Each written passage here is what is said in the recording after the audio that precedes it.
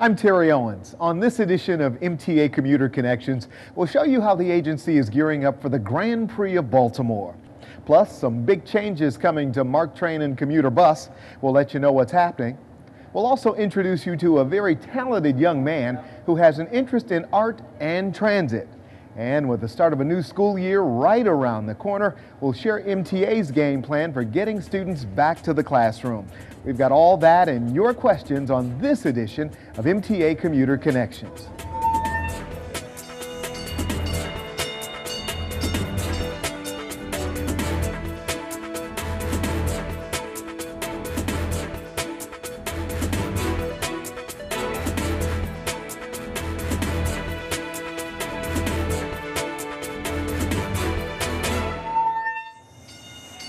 Welcome to MTA Commuter Connections. For this edition, we're on location at the Baltimore Convention Center in downtown Baltimore, overlooking Pratt Street. In just a few weeks, this stretch of downtown will be transformed into a racetrack for the running of the Grand Prix of Baltimore. The city will once again be the focus of national and international attention. Kim Bush is Director of MTA Service Quality and the person responsible for our service on the street, and we are delighted to have her join us. Kim, welcome. Thank you. Glad to be here. So, the MTA is gearing up for the Grand Prix like everyone else in town. But before we get to the race, I want to share with our audience a little bit about the Department of Service Quality at the MTA, what you guys do and all that you touch, because I think a lot of people don't really know. Tell us about service quality. Sure. Service quality is basically, we're the operations for revenue service for bus, light rail, and metro. So we have control operations as well as field supervision. And so we manage and monitor all of the revenue service on the street for bus, light rail, and metro. Wow, so you touch some of the primary modes for the agency. That means what you do impacts the lives of hundreds of thousands of people every day. Absolutely, and we do not take that responsibility lightly. We're very excited about what we do. We have very good and talented people in positions, and we do an excellent job, we're excited to say. I think a lot of people don't know what controllers are. You touched on controllers and the role that they play in the operation. Tell us about that function. We have to have someone monitoring and managing and coordinating that movement. So that's what our controllers do. We have bus controllers, light rail controllers, and metro controllers. And not too long ago, we took people inside our new Central Control Center to give them an idea of where those controllers operate, and that's ground zero. It was ground zero. Okay, good, good. So we've got a little race coming up. We've been through this a couple of times now. What is this, the third year for us? Third year. Okay. Talk about lessons learned from the previous two races. Oh, absolutely. The first year was a little wild, obviously. We didn't know what we didn't know. Yes. So 2012 was much better. It was very smooth. We received high marks from our customers for light rail and metro operations. And this year we're expecting a smoother transition into our adjusted service for Grand Prix. Now, when does the agency start preparing for something like this? We actually start preparing back in April. Okay. Start preparing in April, and then there's a sort of several month build up. Give me a sense of some of the modes that are going to be impacted as a result of downtown being transformed into a racetrack. Sure. Light rail will be impacted greatly. Obviously our bus system, we're going to have over 30 bus lines that are going to be diverted or detoured. So it's going to be quite a challenge for us, but we're up to the challenge. I would imagine communication plays a huge part in this process. I mean, it's one thing to make sure the operators know where they're going, but also letting the public know exactly what's coming. Why is that important? Oh, absolutely. Our customers have to be well educated in order to have a good experience on our service during this time. We have an excellent marketing department, communications department, and they will have information on the website, on the telephone lines, as well as media that will be on bus stop signs and all throughout the system. So we want our customers to plan their trips and be prepared for a slightly diverted service.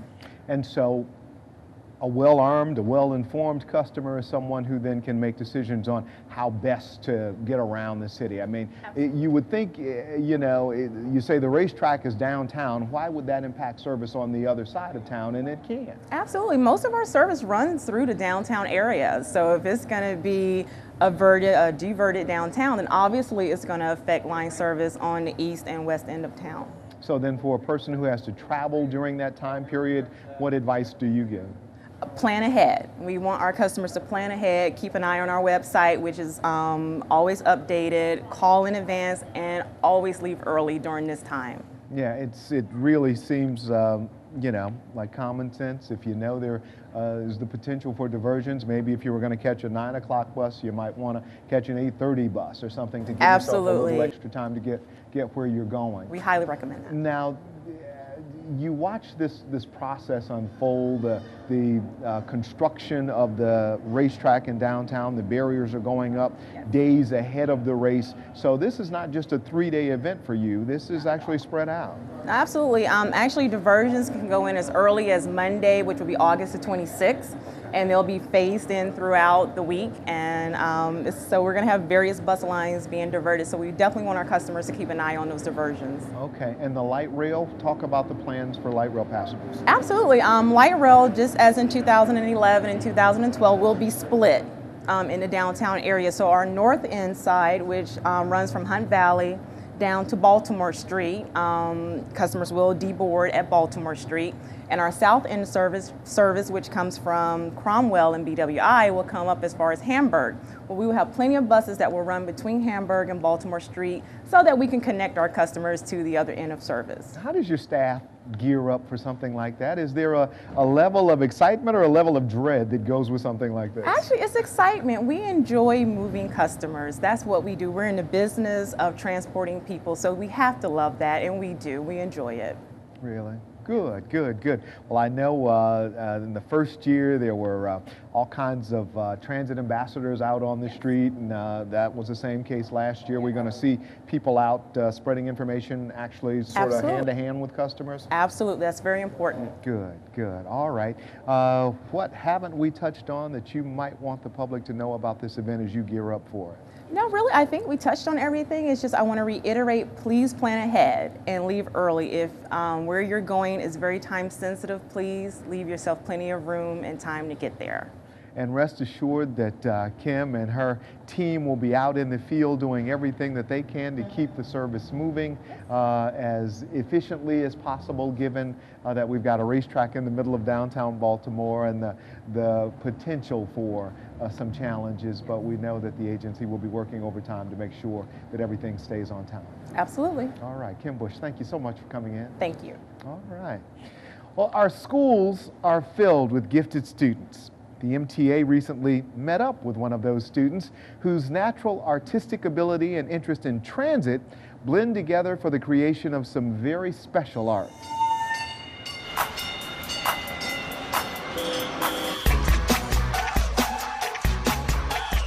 His name is David. He is 13 years old, and like most kids his age, he enjoys swimming, four-wheeling, sports cars, and art. Yes, art. His drawings suggest he is a huge fan of the MTA. We learned about David from one of his teachers at Brooklyn Park Middle School, Maura Shea. When I first saw David's artwork, I wrote home to his family immediately because I was so impressed by his work. Yeah, I'm not shy, look. As a special needs student, it's not always easy for David to convey what he's thinking, but there is no doubt about what's important to him when it comes to his art. Even though David likes to draw the light rail system and the MTA bus system, he's not drawing the same artwork over and over. He's actually finding all different creative angles to take. We get off at the other side, we get on the bus. You catch 14. As a regular transit user, David gets an up-close look at the system, and what he sees, he is able to put on paper. David has some challenges, but his artistic expression is above average. His creative ability really stands out. So we're encouraging that. David says he would like to work for the MTA someday, and his teacher is urging him to consider college-level art classes. With the kind of talent he is displaying at such a young age, the sky is really the limit. Up next, there are some exciting things happening at MARC Train and Commuter Bus. What it could mean for your commute, that's just ahead. Stay with us.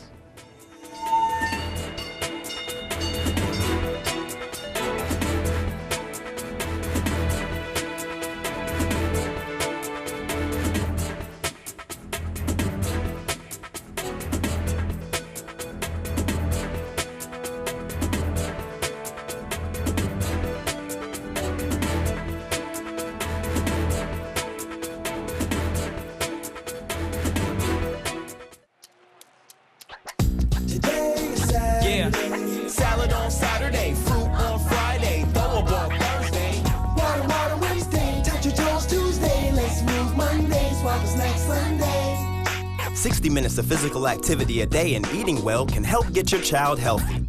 So keep them active and eating well every day. Get ideas, get involved, get going at letsmove.gov. That's letsmove.gov.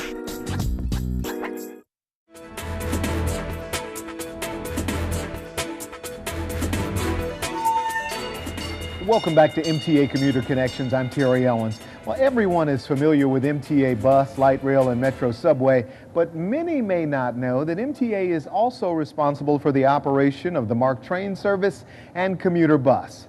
Tens of thousands of people rely on those services daily, and ridership is growing. Dave Johnson is Chief Customer Communication Officer for MARC and Commuter Bus, and he is here with a look at some of the latest developments. Dave, good to see you. Good to see you, Terry. Thanks so much for coming in. Glad to be here.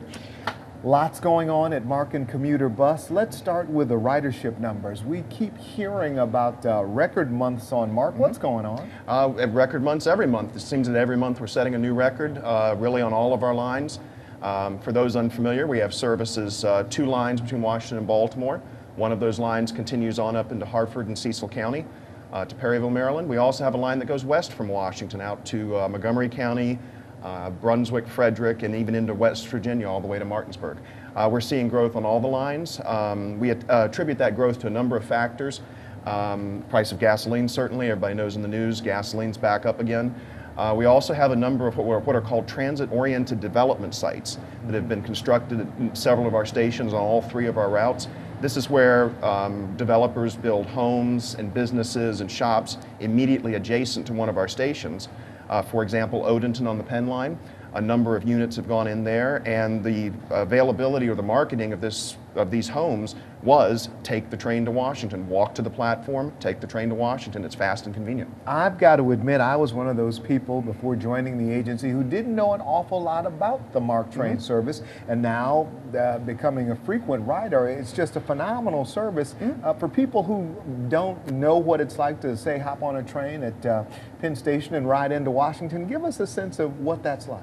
Okay, well, in any of our stations, the experience is similar, but we'll take the example of Penn to Washington. Purchase your ticket, $7 one way from Baltimore to Washington. Board the train. It's about a 55-minute trip from Penn Station down to Washington. We do have some limited stop express services in the peak hours that can shorten that trip to around 40 minutes. We make several stops along the way. Passengers board and detrain. Clearly one of our busier stops is the BWI Thurgood Marshall Airport. A number of folks fly in from all over the country and really all over the world. And take our service either up into Baltimore or down to Washington. And the beauty of this is you can pack a bag lunch, you can eat on the train, and then have a great trip. Absolutely. We do allow food and drink on the MARC train.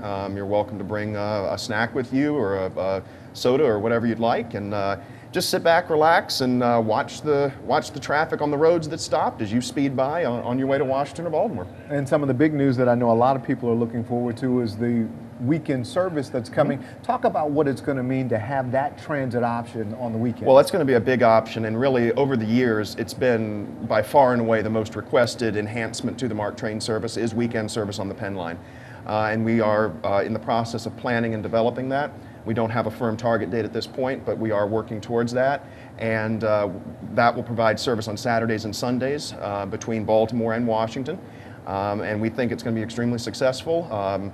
Between a mix of folks, some folks do work on Saturdays, but I think we'll have a lot of folks that take their families down to Washington for the day, or folks in Washington come on up to Baltimore and go to the Inner Harbor and the aquariums and everything. I think it's going to be extremely successful. Good, good. And the administration has made some fairly substantial investments in the MARC train service here as of late. Talk about some of the upgrades that have been made. Absolutely. We've had investments and upgrades really, again, on all 3 lines. About 2 years ago, we acquired new diesel locomotives. That's made our operation significantly more reliable. The new locomotives, not so much new anymore, they're 2 years old, but they meet all the current environmental standards, so we're part of the MTA's Green Initiative. We're helping to meet that and helping to provide not just public transportation, but environmentally friendly public transportation. We've also invested in new rail cars, 54 new bi-level rail cars, which we'll be taking delivery of starting in November. That's really exciting. Yes, that's going to be a big help because honestly, a lot of our trains now are at capacity. I mean, they're full. They're getting fuller, so these new rail cars will make a big difference. Another large investment we've made is at the Halethorpe station on the Yes. Penn line. Formerly, that was about a 50 to 100 foot slab of asphalt. We now have 2 high-level platforms, direct boarding on and off the train. You don't have to go up and down the steps. An overhead bridge with elevator for those with disabilities. Yeah, The so it's station, ADA compliant now? the station has never been ADA compliant, and it is now ADA compliant. So there's really some exciting things at Halethorpe. Also, we revamped the station at Edgewood, Maryland, up north of Baltimore in Hartford County, and we made that ADA accessible as well. Good. And it's not just the MARC train service where we're seeing growth. Commuter bus is also going gangbusters. Absolutely. We in the MARC train and commuter bus unit operate the commuter bus, which is the longer distance bus service, using, as I like to say, Greyhound style coaches, the 55-seat long distance coaches. So they run to various points north of Baltimore and also between Washington and Baltimore into the Columbia area. And then also from Washington south into Charles and St. Mary's County. Where are you seeing the most growth? Honestly, we're seeing growth really all around on all the routes. If I had to pick out a couple of them, really the strongest growth, there's the 991 bus from Shady Grove to Monocacy. That stops at Urbana and a couple other points along 270.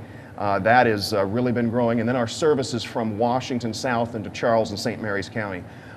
We have a bus departing downtown Washington for Charles and St. Mary's County every 3 to 5 minutes in the rush hour, and these buses are full. They're really growing strong, and we hope to be able to make some enhancements in that service in the coming years. Dave, we've heard a lot recently about the ICC commuter buses and some changes or plans for changes, and what's going on there? Okay, about I guess 5 or 6 months ago, we proposed eliminating 3 of the bus routes due to low ridership. However, through a series of public hearings and outreach to the public, we've modified those plans. We're going to keep 2 of the routes and make, at the request of our customers, again, we listen to the customers at these public hearings, and at their request, we're going to make some modifications to the service that'll hopefully make it more useful. And we have seen growth ever since we started this process. We have seen continued growth on the 203 and the 204 route. So hopefully we'll be able to continue that growth and see that service continue. How big was it to take this to the public, to have them have a say in this whole process? Oh, it was very important. We want to listen to our customers, both on the commuter bus and the MARC side. Our customer input is extremely important to us, and we make an effort to do outreach in a number of ways, but specifically through this process, the public hearing process, we took in the input and listened to our customers. All right. Dave Johnson from MARC Train and Commuter Bus, thanks so much for coming in. Thank you. Glad to be here. All right. Up next, MTA is gearing up for the start of a new school year. What that means for your kids, next.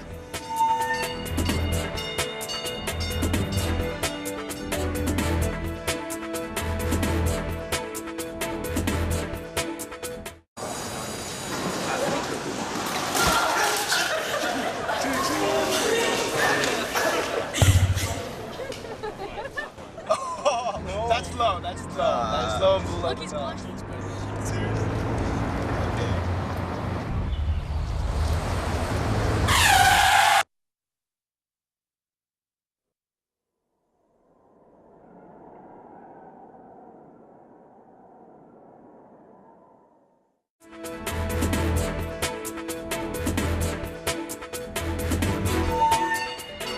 And welcome back, everybody. I'm Terry Owens. Well, it seems summer just started, but here at the MTA, we are already planning for the school bells to begin ringing.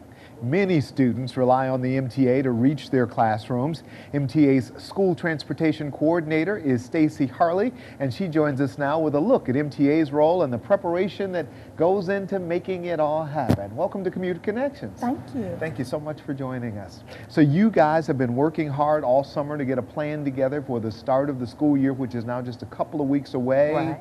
What's it going to look like on the first day of school? It's going to be busy, but hopefully it'll go smoothly because we've been planning for it. We worked throughout the summer to make sure everything is in place. Actually, it starts before school lets out. Oh, wow. We start working on the process of getting all the information that we need to make the following school year go smoothly. Are the numbers of kids using public transit going up or down? It's actually going up. It's about 17,000 kids a day, actually, that ride our service. Okay, and without that service, these kids would be left? They will be left To fend for themselves? To fend for themselves, and their parents, if they had transportation, would have to provide it. Because that's their sole means of transportation. They ride it to go all over. Okay. We introduced a new product last year, I guess, was it? The S-Pass? The S-Pass, Tell yeah. us what the S-Pass is and how it's working. The S-Pass is basically, it takes the place of the school tickets. And the kids just swipe it or flash it to the operator or the station attendant and proceed on to take their trip. So does that speed up the service? Actually, it does. It does. Because you just swipe it and go, and if the swipe doesn't work, you just show it. And as long as you have your school ID, you're fine, and just go head on. Fantastic. And how do kids get those S-Passes? The S-Passes are provided at the school. Like maybe the first week of school, the school issues out all the S-Passes to the students. Okay, so parents, first week of school, your kids should get their S-Pass, and if they don't get it, don't call Stacy. Call you don't want them to call the you. school, right? Okay, give us a sense of the kind of planning that goes into preparing for 17,000 more people to be dumped into your system on a daily basis. Basically, it takes half of the MTA. Actually, it takes the finance department, it takes the operators, the station attendants, Baltimore City Public Schools, the principals, the students themselves. It takes the planning and scheduling department. It comes together and we provide information. We bring the information together, hand it to the schedulers, and they provide the schedules for the students. Okay, and what's the message to young people as they get ready to head back to school? Basically, to get on the bus and enjoy your ride. Be safe, be respectful, and just sit back, relax, and let the driver do their job and enjoy the ride. Okay, and we've come up with some ways because I understand we want to hear from our student passengers. They've got a way to communicate with us if they would like. The Rate Your Ride, they Yes. proceed with the Rate Your Ride. That's been doing very well because I've been getting a lot of good feedback. The students even tell me when I go up to the schools, Rate Your Ride, oh, that's good. We get to tell everything that's going on right then and there and don't have to wait. So it's been doing pretty good. Good, good. Well, as we get ready for the race, as we get ready for the start of a school year, I know that everyone is looking forward to getting back at it. Our operators, of course, they know what's coming. The teachers know what's coming, and it's all just a matter of working together to make sure that folks are informed about what's coming and get the word out. Yes, that's true. Good. So if you could leave us with a thought about what this new school year is going to look like, what would it be? Hopefully it'll run smoothly. We'll have a nice, especially the first week of school. That's when everything basically needs to come together. Kids getting their passes, and if the kids don't get their passes, we usually let them, get to and from school so the parents don't have to worry about it. So hopefully it'll be pleasant. It will. I believe it will. Not only, that S-Pass was huge because not only was it a flash pass, but it also gave kids a little more flexibility, did it not? Yes, it did. Even though it cuts off at 8 p.m., it starts at 6 a.m., but it cuts off at 8 p.m., but it does give them a flexibility as opposed to trying to find another ticket to continue their ride. They just flash it and go. Good, good, good. Well, Stacey Harley, thank you so much for all that you do and keeping the MTA moving and keeping our school transportation stuff working. We appreciate you. Thank you. All right. Up next, we'll answer some of your customer questions in our Ask the MTA segment. Stay with us. We're back in just a moment.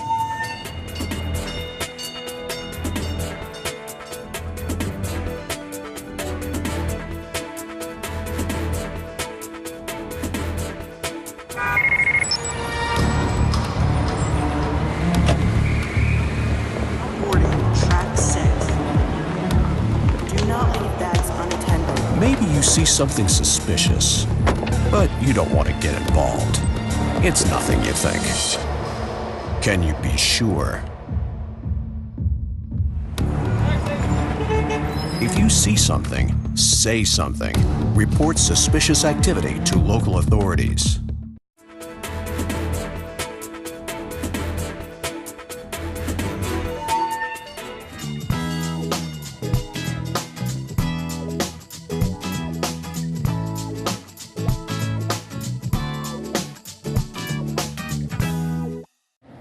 Hi, I'm Vern Hartsock, Deputy Director of Engineering. Here's our first Ask the MTA question. My name is Mark Scott. I'm from Lutherville, Maryland, and my question is, why does the MARC train break down more frequently during the summer months? There's actually several reasons why our MARC trains experience problems in the hot summer months.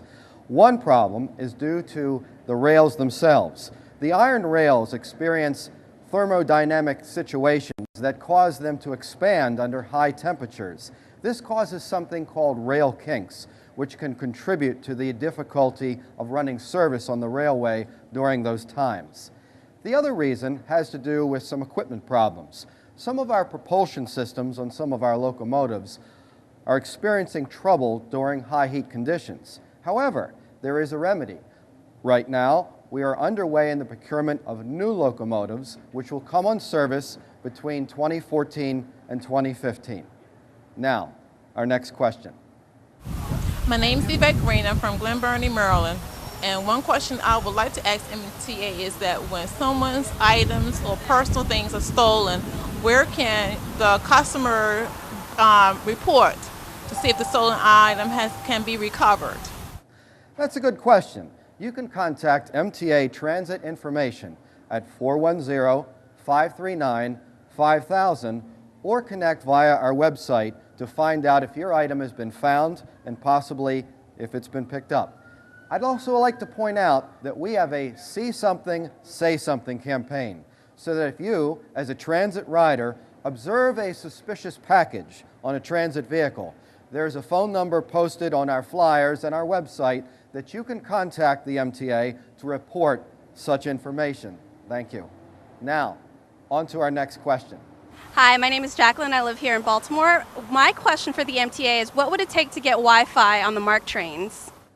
That's actually something we looked into a few years ago. However, we did not get sufficient responses to our RFP for such a system.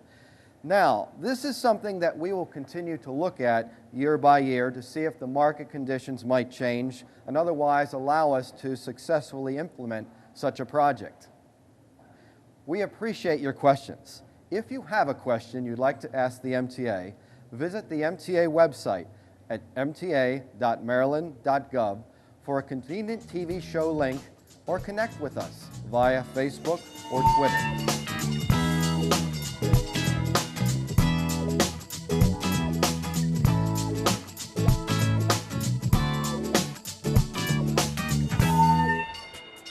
And that's going to do it for this edition of MTA Commuter Connections. I'm Terry Owens. Thanks so much for joining us. We'll see you next time.